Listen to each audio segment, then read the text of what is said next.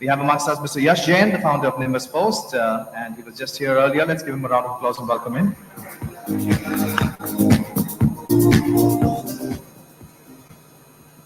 And finally, I'll take the pleasure of inviting our moderator, Mr. Reggie John. Now, he's been up on stage, this is, I believe, the 5th time now, so let's give him a nice good round of applause once more.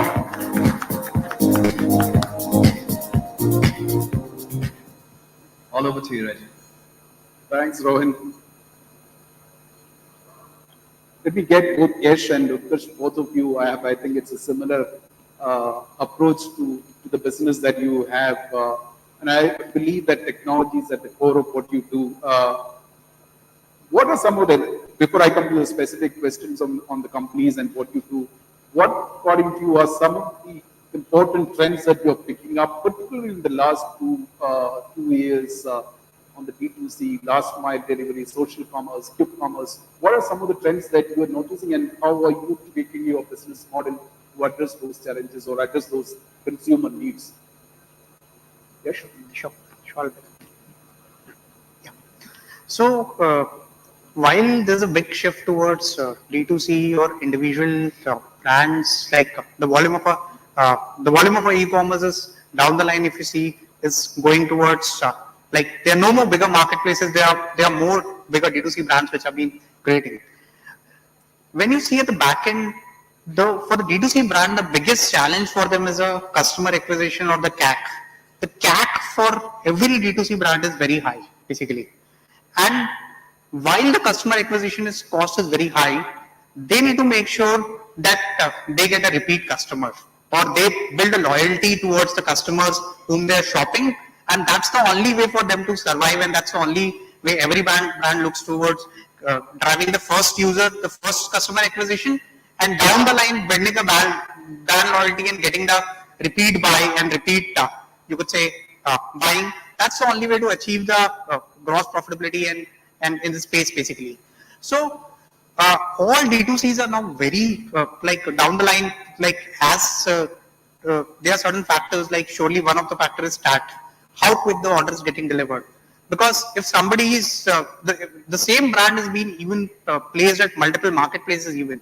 If I'm buying a certain brand from Amazon versus I'm buying a certain brand from his own website, basically. So I need to get a similar experience. Otherwise, I would always go to marketplaces and buy it, basically. So all the brands have been pushing towards like how they can improve the overall customer experience. Certain things are like, first, one of the things is the tracking and notification. Everybody is moving towards now WhatsApp notifications. The whole mode of like, right from order confirmation, address editing, NDR validations, everything has been slowly moving towards WhatsApp, apart from the traditional SMS and calls, basically. So one of the trends is like channels like WhatsApp will be one of the major player for D2C in terms of different communication.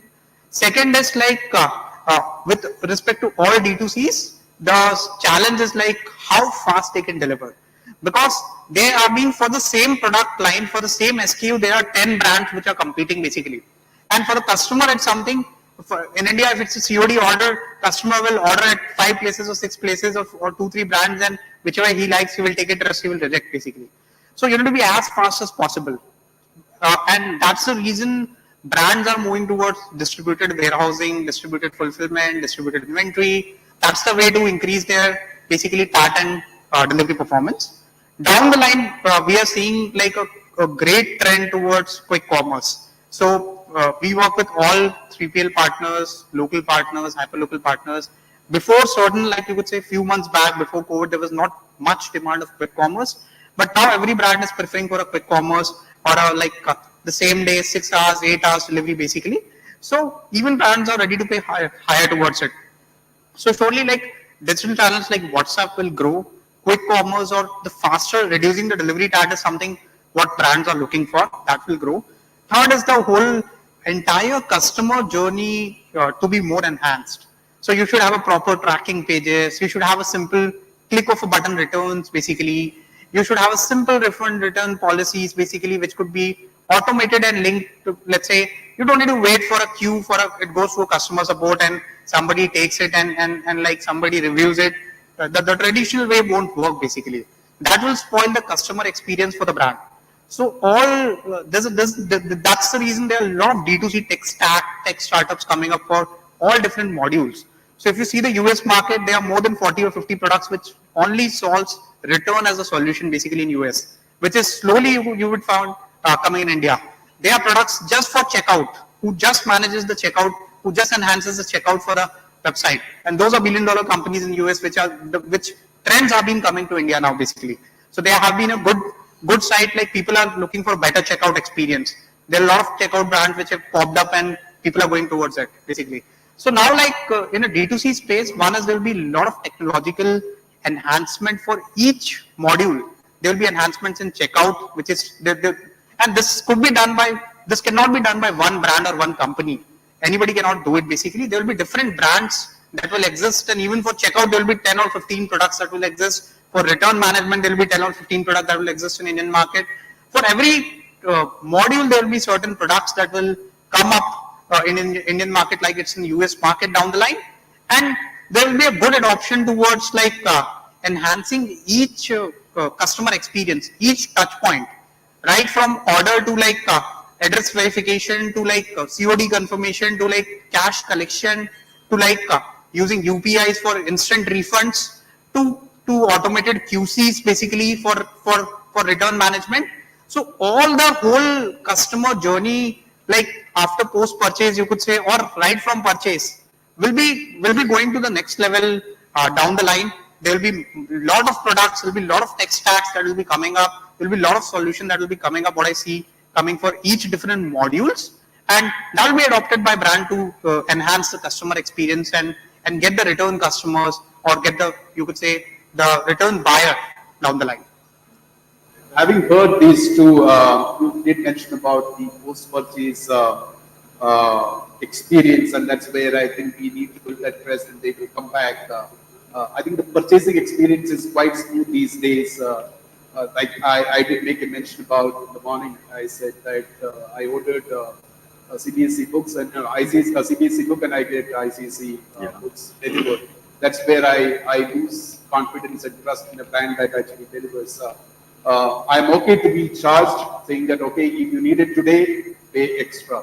I think that's the consumer behavior pattern need to get changed. I think, like Anil said, all of us are being pampered by a lot of the companies where investors have kind of pumped in, private equity players have pumped in money, a lot of money coming in. So there's a discount culture that has got into our system. We need premium service, but then we don't want to pay for it. When you look at some of these things, you also see the very hyper local delivery that's happening, from a one-day delivery, same-day delivery to 3 hours delivery. Now it has kind of come to 15 to 20 minutes delivery for groceries. When you look at these things, how do you create solutions for such minute details of delivery processes? But is that sustainable? So are these discussions coming in when you discuss this stuff with your customers, clients? Sure. So my input towards this is, see, hyperlocal delivery is not cheap, basically, frankly speaking. If you compare it basically to a normal 3PL player, the cost of a delivery, what comes down in a normal 3PL, in case of a hyperlocal, it's surely very, very high. So anybody who's doing any brand like Swiggy or Zomato, or anybody who's doing, they are burning cash and doing it down the line. None of the DTC, if I talk about the D2C brands, so D2C have not much adopted toward hyperlocal. They are going for a same day delivery or next day delivery, because the cost of let's say for a shipment of $500, if the delivery cost is 200 rupees or 250 rupees for a delivery within Delhi NCR, that's not sustainable for a brand basically, or not for a customer even. So hyperlocal is, and down the line, there could be the scenario where once volume is big enough, it can go cheaper, basically, which can like, if there is a stronger supply chain, more demand, it can go cheaper down the line. But as of now, if you see the current scenario, if I talk about the D2C brands, basically, we work with a lot of D2C brands. They are open to like next day delivery or like same day delivery or even like a faster tag. but nobody is able to, you could say, accumulate a cost of a hyper-local delivery as of now. That's a trend, what I see in D2C. I can order from on Amazon. If the delivery or the fulfillment is done by somebody else and we actually do not do the deliveries as promised, I think he is going to bear the brunt of the customer's anger. So you need that much of a training as to how to deal with customers. They need to be trained to deal with the customers as well. Yes. So, as I mentioned, surely the D2C market is going to be grow in India. That's 100%. We could see trend. Every report says that D2C is going to grow. While D2C is growing, there will be a lot of D2C enablers that will even come up, right, in form of different modules. It could be from checkout to return management to after ship to post purchase. There will be a lot of D2C enablers who will also come up, and those will be even a very big D2C enablers that will pop up into the ecosystem, and that will also grow. That's an opportunity that's been that I could see in Indian market. I think with that, it's a wrap for the session, and I'd like to thank Dinesh and Anil joining on the virtual platform. I'd like to thank Yash, Utkarsh, and Prashant on stage. It's been a great pleasure talking to you. Thank you. Thank you. Same here. Thank you. Very happy, guys. Thank you so much. Know that I will love you.